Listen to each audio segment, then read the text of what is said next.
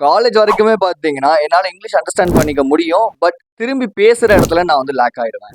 So இந்த மாதிரி தான் நம்மள நிறையா பேருக்கு இங்கிலீஷுங்கிறது ஈஸியாக அண்டர்ஸ்டாண்ட் ஆகும். பட் வேர் வி லாக் அப்படின்னு கேட்டிங்கன்னா அந்த ஃப்ளூவன்சி அப்படிங்கிற இடத்துல தான். நான் இந்த வீடியோவில் உங்களுக்கு 5 திங்ஸ் கொண்டு வந்திருக்கேன். நம்பர் 1, பேசிக் திங்ஸ் எவ்வளோ முக்கியம். நம்பர் 2, நியூ வேர்ட்ஸ் கற்றுக்கிறது இம்பார்ட்டண்ட்டாக இல்லையா. நம்பர் 3, கனெக்ஷன் ஆஃப் வேர்ட்ஸ் அப்படின்னா என்ன. நம்பர் 4, டபிள்யூஎல்டபிள்யூஎல்வி அப்படின்னா என்ன. நம்பர் 5, T2T மெத்தட்னா என்ன. ஸோ இதை பற்றி தான் இந்த வீடியோ ஃபுல்லாக டீட்டெயில்டாக பார்க்க போகிறோம். இதை நீங்கள் ஃபுல்லாக இந்த வீடியோ பார்த்துட்டு முடிச்சுட்டு நான் சொல்கிற விஷயங்களை நீங்கள் 90 டேஸுக்கு அப்ளை பண்ணிங்கன்னா கண்டிப்பாக you will better in your fluency. I will definitely say ya. So hi தோலாஸ், welcome to the channel voice of KJ. And நான் கேஜே. டேரெக்டாக நம்ம கண்டென்ட்குள்ளே போயிடும். நிறைய டான்ஸ் வீடியோ பார்க்குறோம், நிறையா குக்கிங் வீடியோஸ் பார்க்குறோம். அதுக்காக நம்ம வந்து ஒரு டான்ஸராகவோ நம்ம ஒரு குக்காவோ ஆயிட முடியுமா அப்படின்னா முடியாது. எப்போ ஆக முடியும் அப்படின்னா டான்ஸில் அட்லீஸ்ட் பேசிக் திங்ஸை நம்ம வந்து ட்ரை பண்ணும்போது, குக்கிங்கில் பேசிக் திங்ஸை நம்ம ப்ராக்டிக்கலாக ட்ரை பண்ணும்போது இல்லையா. ஸோ அதுதான் இங்கே மெயின் விஷயம். Number 1, no the basic things in English.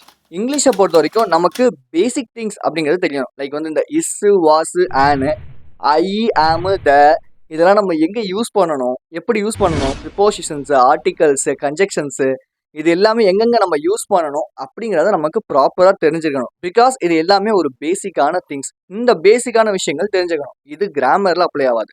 கிராமருங்கிறது வேற, இது வந்து வேற. நம்ம ஒரு சென்டென்ஸை மேக் பண்ணோனாலும் சரி, நம்ம வந்து ஒரு சென்டென்ஸை ஃபார்ம் பண்ணோனாலும் சரி, நம்ம அதை எப்படி ப்ராப்பராக ஒரு பேசிக்கான விஷயமா கூட நமக்கு பண்ணணும் அப்படின்னு தெரிஞ்சாங்கன்னா நம்மளால ஃப்ளூவன்சிங்கிறத கரெக்டாக அப்ளை பண்ண முடியும், இம்ப்ரூவ் பண்ண முடியும். நம்ம பாசிவாக லைக் வந்து கேட்குறோம், பார்க்குறோம், தெரிஞ்சுக்கிறோம் அப்படிங்கும் போது அது பாசிவாக ஓகே, அது வந்து புரியும். ஓகேவா, கேட்குறது, பார்க்குறது இதெல்லாம் வந்து பாசிவில் வரும். இந்த பாசிவாக நம்ம வந்து தெரிஞ்சுக்கும் போது ஓகே நமக்கு புரியும் தான். பட் எங்கே இது வந்து நமக்கு வந்து தெரியும், நம்ம செய்ய ஆரம்பிப்போம் அப்படின்னா ஆக்டிவான ஆக்டிவிட்டீஸ் நம்ம பண்ணும்போது தான். ஆக்டிவான ஆக்டிவிட்டீஸ் அப்படின்னா பேசுறது, எழுதுறது இருக்கு இல்லையா, இதெல்லாம் வந்து ஆக்டிவான ஆக்டிவிட்டீஸ். ஸோ இதை நீங்கள் பண்ணும்போது தான் உங்களால் ஃப்ளூவன்சியில் இம்ப்ரூவ் பண்ண முடியும்.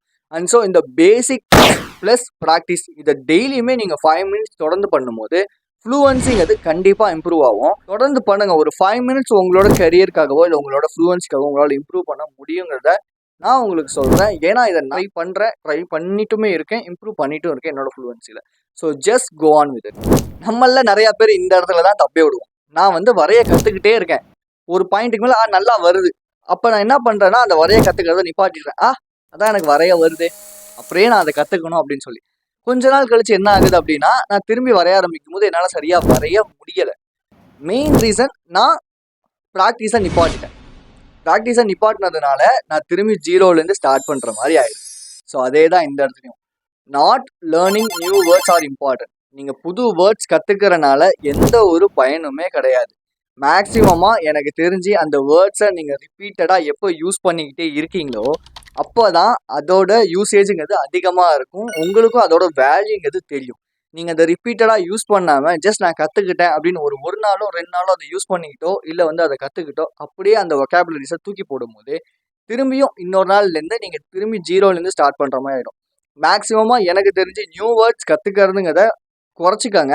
ஏன்னா பெருசாக தேவை கிடையாது. ஏன்னா பேசிக்கான விஷயங்கள் தான். நீங்கள் ஃபாரின் யூடியூப் சேனல்ஸ் பார்த்தாலும் கூட அவங்களே வந்து பேசிக்கான இங்கிலீஷில் தான் பேசுவாங்க. பட் நம்ம ஆளுங்க தான் நிறையா பேர் வந்து நான் வந்து ஸ்மார்ட் அப்படின்னு காட்டிக்கணுங்கிறதுக்காக நிறையா ஒரு ஹார்ட் வேர்ட்ஸ் போட்டு பேசினாதான் நாங்கள் வந்து பெரிய ஆள் அப்படிங்கிற மாதிரி ஒரு சீன் கிரியேட் பண்ணுவாங்க மேக்ஸிமமாக. ஸோ அதனால் நீங்கள் வந்து ரொம்ப ஹார்டான வேர்ட்ஸ் எல்லாம் போட்டு பேசணுங்கிறது அவசியமே கிடையாது. ஜஸ்ட் ஒரு பேசிக்கான இங்கிலீஷ் கற்றுக்கங்க. அந்த இங்கிலீஷை கற்றுக்கிட்டிங்கன்னா அதை ரிப்பீட்டடாக பேசி ட்ரை பண்ணுங்கள். ஸோ இதுதான் எனக்கு ரொம்ப யூஸ்ஃபுல்லாக இருக்குது. கண்டிப்பாக உங்களுக்குமே ரொம்ப யூஸ்ஃபுல்லாக இருக்குது. ஹோலி ஷிட் அப்படிங்கிறாங்கல்ல, ஹோலி ஷிட், புல்ஷிட் இப்படிங்கிறதுக்கான அர்த்தம் என்ன? ஹோலி ஷிட் அப்படின்னா புனித, சரி நம்ம அதை சொல்ல வேணாம், ஓகேவா. புல்ஷிட் அப்படின்னாலுமே அதே மாதிரி தான். பட் இதெல்லாம் எதுக்கு யூஸ் பண்ணுறாங்க அப்படின்னா மற்றவங்களை திட்டுறதுக்கு, தன்னோட எமோஷன்ஸை கன்வே பண்ணுறதுக்கு. இது நமக்கு எப்போ புரியும் அப்படின்னா connection of words and context இதை நம்ம தெரிஞ்சுக்கும் போது மட்டும்தான். இந்த கான்டெக்ஸ்டே வந்து பார்த்தீங்கன்னா மாறிடுது இல்லையா. லைக் வந்து புனித அப்படிங்கிறது வேற, அந்த புல்ஷீட்டோட மீனிங் வேற. பட் நம்ம வேற ஒரு இடத்துல அதை யூஸ் பண்ணும்போது, வேற ஒரு எமோஷனோட அதை கன்வே பண்ணும்போது அதோட மீனிங்கே மாறுது இல்லையா. ஸோ அப்போ இதை நம்ம புரிஞ்சுக்கணும் அப்படின்னா நம்ம நிறையா புக்ஸை ரீட் பண்ணணும். நிறையா புக்ஸை ரீட் பண்ணும்போது மட்டும்தான் இந்த கனெக்ஷன் ஆஃப் வேர்ட்ஸ் அண்ட் கான்டெக்ஸ்டோட மீனிங்ஸ் இது எல்லாமே புரியும். அதாவது தமிழ்ல எப்படி ஒரு வார்த்தைக்கு வந்து 2 அர்த்தங்கள் வந்து ஒரு சில இதுல இருக்கோ, அதே மாதிரி தான் இங்கிலீஷுக்கும். ஒரு வார்த்தைக்கு நிறைய வே ஆஃப் எமோஷன்ஸ்லாம் நம்ம அதை டெலிவர் பண்ணும்போது நிறைய வே ஆஃப் கான்டெக்ட்ஸ் வந்து கிரியேட் ஆகும். ஸோ இதை நம்ம புரிஞ்சுக்கணும் அப்படின்னா நிறையா புக்ஸ் நம்ம ரீட் பண்ணணும், நிறையா நியூஸ் பேப்பர்ஸ் ரீட் பண்ணணும். இப்படி பண்ணும்போது மட்டும்தான் என்ன நடக்கும் அப்படின்னா நம்ம அந்த வார்த்தையை எங்கே யூஸ் பண்ணுறாங்க அப்படிங்கிறத நம்ம அண்டர்ஸ்டாண்ட் பண்ணிக்க முடியும். முக்கியமான ஒரு விஷயம் என்ன அப்படின்னா சத்தமாக படிக்கணும். சும்மா மனசுக்குள்ளே மனப்பாடம் பண்ணுற மாதிரி படிக்காமல் கொஞ்சமாச்சும் சத்தமாக படிக்கும்போது தான் நீங்கள் என்ன சொல்கிறீங்கிறத உங்கள் காது லிசன் பண்ணும். ஸோ அப்போ தான் நீங்கள் ப்ராப்பராக ஒரு விஷயத்த வந்து பண்ணுவீங்க. அப்படி இல்லை அப்படின்னா சும்மா படிக்கிறீங்க அப்படின்னா கொஞ்ச நேரம் கவனம் இங்கே இருக்கும், கவனம் அங்கே போயிடும். அதனால் ரீட் பண்ணுங்க. ரீட் பண்ணால் மட்டும்தான் வேர்ட்ஸ் அண்ட் கான்டெக்ஸ்ட்டுக்கு நடுவில் இருக்கிற அந்த ஒரு கனெக்ஷன் என்ன, ஸோ இந்த வேர்டை எங்கே யூஸ் பண்ணால் என்ன அர்த்தம் ஆகுங்கிறத உங்களால் அண்டர்ஸ்டாண்ட் பண்ணிக்க முடியும். These 3 methods will make my English fluency as much as good. So LW, LW, LB. So இதோட அப்ரிவேஷன்ஸ் என்ன அப்படின்னா லேர்ன் பை வாட்சிங், learn by writing, learn by verbal, I mean speaking. So இந்த லேர்ன் பை வாட்சிங் அப்படிங்கிறது படம் பார்க்கறது, பாட்டு கேட்கறது இதை மட்டும் கிடையாது. மற்றவங்க இங்கிலீஷில் ஒரு கான்வர்சேஷன் பண்ணிக்கிட்டு இருக்காங்க அப்படின்னா அதை கூட நான் கூர்ந்து கவனிச்சுட்டே இருப்பேன். லைக் என்னை சுற்றி இருக்கிற விஷயங்கள்ல எந்தெந்த விஷயங்கள் வந்து எப்படி இருக்குது அப்படிங்கிறத நான் வாட்ச் பண்ணுவேன். இது மூலயமா என்னோட ஃபோக்கஸ் எபிலிட்டிங்கிறது இம்ப்ரூவ் ஆச்சு. Number 2, learning by writing. Write பண்ணுறது ஒரு நாளைக்கு 30 நிமிஷமாவது நான் உட்காந்து இங்கிலீஷில் எனக்கு ஏதாவது ஒரு விஷயம் தோணுது அப்படின்னா அதை உட்காந்து எழுதுவேன். ஏதாவது ஒரு டாப்பிக்கை நான் பிக் பண்ணிப்பேன். அந்த டாப்பிக்கை பிக் பண்ணி நான் உட்காந்து எழுதிக்கினே இருப்பேன். இது ஏன் நான் உங்களுக்கு சொல்கிறேன் அப்படின்னா எழுதுறது மூலியமா நம்ம 3 விஷயம் பண்ணுறோம். ஒன்று, ஒரு விஷயத்தை பற்றி நம்ம யோசிக்கிறோம். 2வது பார்க்குறோம். 3வது அதை நம்ம எழுதுகிறோம். ஸோ இப்படி 3 ஆக்டிவிட்டி பண்ணும்போது நம்மளோட ஃபோக்கஸ் இம்ப்ரூவ் ஆகும். அந்த வேர்ட்ஸ் நம்ம என்னென்ன எழுதுகிறோமோ அது அப்படியே நம்மளோட இங்கே போய் ஸ்டோர் ஆகிக்கும். Number 3, learning by verbal. அதாவது பேசுறது. லைக் வந்து தப்போ ரைட்டோ பேசுறதுக்கு ட்ரை பண்ணணும். ஆக்சுவலி 2019 நான் ஒரு ஃபஸ்ட்டு செமினார் என்னோட காலேஜில் அட்டென்ட் பண்ணும்போது என்னால் சுத்தமாக பண்ண முடியல. நான் ரொம்ப பார்த்து படித்து ஒப்பிச்சு தான் பண்ணேன். மார்க்கு சுத்தமாக கிடையாது. பட் என்னோட சார் கொடுத்த ஒரு கான்ஃபிடென்ஸ், ஒரு மோட்டிவேஷன், உன்னால் முடியும் நீ பண்ணன்னு சொன்ன ஒரு விஷயம், நான் நெக்ஸ்ட் எல்லா செமினார்லையுமே 9.5 வந்து எடுத்தேன். மெயின் ரீசன் என்னோட ஃப்ளூவன்சி மட்டும் கிடையாது, பாடி லாங்குவேஜ் அண்ட் ஸோ இந்த மாதிரி ஏகப்பட்ட விஷயங்கள் வந்து இந்த கம்யூனிகேஷனில் இருக்குது. உங்களுக்கு ஒரு விஷயம் சொல்லிக்கிறேன். கம்யூனிகேஷனுங்கிறது எல்லா லாங்குவேஜ்லையுமே கம்யூனிகேஷனுங்கிறது இருக்குது. தமிழ்லேயும் சரி, இங்கிலீஷ், கன்னடா, உருது, தெலுங்கு, மலையாளம் எல்லாத்துலேயுமே. பட் நீங்கள் வந்து இங்கிலீஷ் மட்டும் தான் கம்யூனிகேஷன் ஸ்கில்லுன்னு நினச்சிக்கிறீங்க. அப்படி நினைக்கிறீங்கன்னா அதுதான் இருக்கிறதுலே ஒரு தப்பான ஒரு விஷயம். முதல்ல இந்த மைண்ட் செட்டை மாற்றிக்கோங்க. இதை பற்றி அடுத்த வீடியோ வந்துக்கிட்டு இருக்கு. பெரிய டீட்டெயில்டாக ரிசர்ச் பண்ணி வச்சுருக்கேன். நான் சொன்னேன் T2T மெத்தட். இந்த T2T மெத்தட் அப்படின்னா என்னன்னா டாபிக் டு டாக். நான் யாராவது என்னோட க்ளோஸ் ஃப்ரெண்ட் ஒருத்தவங்க இருக்காங்க, நான் அவங்ககிட்ட டெய்லியுமே என்ன பண்ணுவேன்னா எனக்கு ஒரு டாபிக் சொல்லு, நான் அதை பற்றி ஆடியோவாக பேசி உனக்கு நான் டெய்லி சென்ட் பண்ணுறேன் அப்படின்னு சொல்லி நான் சொல்லிடுவேன். ஸோ அவங்க என்ன பண்ணுவாங்கன்னா டெய்லி எனக்கு வந்து ஒரு டாபிக் கொடுத்துக்கிட்டே இருப்பாங்க.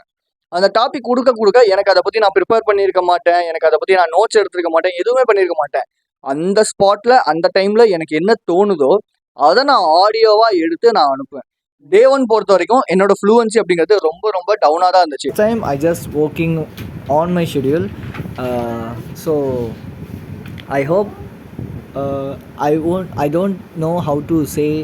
I just started. டே 1 பொறுத்த வரைக்கும் என்னோட ஃப்ளூவன்சி அப்படிங்கிறது ரொம்ப ரொம்ப கேவலமாக இருந்துச்சு. பிகாஸ் நான் ப்ராக்டிஸ் பண்ணுறதை விட்டு 1.5 வருஷம் ஆயிடுச்சு.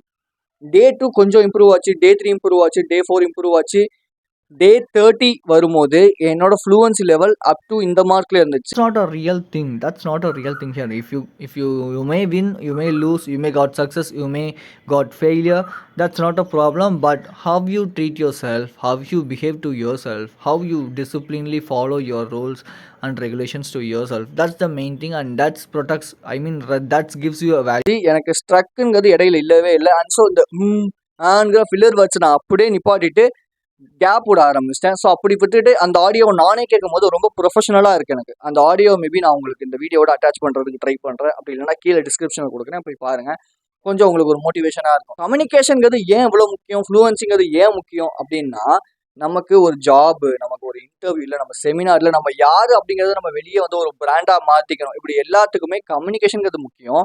வந்து பீப்புள் முன்னாடி பேசுறதுக்கு பயப்படுறோம் இல்லையா, அதுக்கான வீடியோ இங்கேயும்.